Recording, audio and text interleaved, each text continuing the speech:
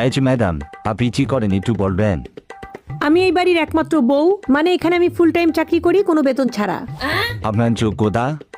আমার ভোর 5টা থেকে কাজ শুরু হয়, রান্না করা, ঘরবাড়ি সামলানো, ধোয়া মোছা। তারপরে রাত 11টার পরে সবার যখন খাওয়া দাওয়া শেষ হয় তখন আমার কাজ শেষ হয়। তো এতদিনের কাজের অভিজ্ঞতা বলুন। 22টা বছর ধরে 24 ঘন্টা সবার সেবা করা, কোনো ছুটি নাই, কোনো বেতন নাই, কোনো অসুস্থতা নাই, আর সবার একই ডায়লগ, সারাদিন তুমি কি করো?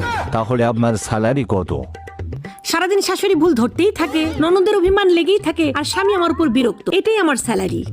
এতদিন আপনার প্রমোশন কি হয়েছে?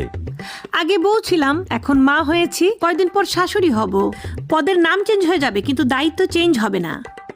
আমরা বাড়ির বউ, বুঝছেন? আমরা সংসারে স্থায়ী হয়েও আমাদেরকে ধরা হয় অস্থায়ী। আচ্ছা, এসব সিরিয়াস আলাপ বাদ, এখন বলুন আপনার শখ কি? শখ ঘোরাঘুরি করা। ও আচ্ছা, তাহলে এ পর্যন্ত কোথায় কোথায় কোথায়